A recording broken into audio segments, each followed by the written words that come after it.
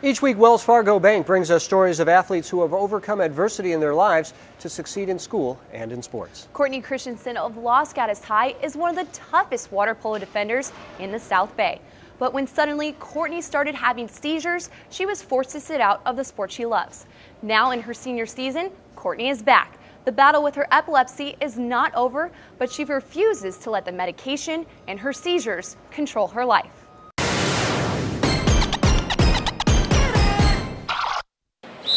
As you watch Los Gatos High's Courtney Christensen race for the faceoff, you'd have no idea the kind of physical and emotional battle this high school senior has endured the past 2 years. I passed out at coronation dance sophomore year, so getting ready, I passed out. So I didn't end up going to the dance, but it was awkward because everybody was at my house getting ready. It took about 6 weeks before they actually came up with the diagnosis.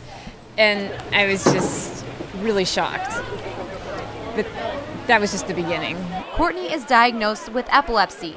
It wasn't until her sophomore year doctors discovered her partial complex seizures, which only affect a part of her brain. Kind of seizures I have is basically like staring off into space, and you couldn't snap me out of it. They last 30 seconds to 2 minutes would be like the longest one. Now that I've kind of like grown more like aware of it, sometimes there'll be times where I'll look back and be like, oh, I don't remember what just happened there. They started her on a medication that seemed to just make it worse. She had 5 seizures in 1 month, convulsion type seizures. Courtney's doctors prescribed anti-seizure medication to reach a therapeutic state to control Courtney's seizures. It was difficult for Courtney to reach a therapeutic level to control the seizures because Courtney's body could not tolerate the medication. She couldn't get out of bed, and so it was crazy. I was a mess. Anti-seizure medication is really strong stuff. They say, a lot of patients will say it's worse than the seizures themselves. Despite all the frustration, Courtney remained strong.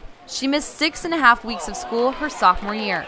She was not able to go back to school until she was able to handle the anti-seizure medication. Although like she's had some down parts, she never really got really depressed or anything. She just had a good attitude the whole time. It didn't even seem like she had it like at first, but then she had to go through all the medication processes and it got kind of worse. I get kind of frustrated sometimes, especially because I've had to wait to get my driver's license. You know, I can't go out this late. I need a little bit more rest. But I'm trying to learn to like live with it more instead of just like constantly like wondering why. I'm trying to make the best of it. Courtney is now in her senior year and is seizure-free for the past 6 months. My medicine's been completely like under control. It's been working. It's been so much better. I've been able to really be like consistent in everything. So that's been nice to have some stability. From working with her for so long, it's one of those things. It's hard to see something like that happen to such a nice kid. She, out of everyone on our team, I think she can handle it the best out of a lot of the kids because of the positive attitude that she has. Getting back to swimming and playing water polo is a challenge for Courtney, but helping her to get back to some normalcy is her love for the game and a close bond with her teammates.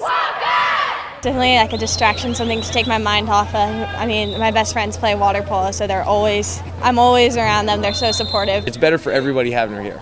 Plus, I mean, she's a fantastic player. Watching Courtney battle in the pool is a testament to her desire and positive attitude. Although Courtney does not know if her epilepsy will ever go away, she's proven she can counterattack whatever life throws her way. Courtney currently maintains a 4.4 GPA and is still trying to figure out where she's going to go to college, but she's been looking at a variety of prestigious schools on the East Coast, but since the medication has, had some problems still, she's now looking more towards the West Coast to stay closer to home. Yeah, she's always going to be battled the medications. It's really unfortunate, but no one has handled it better than she has. Yeah, she's amazing.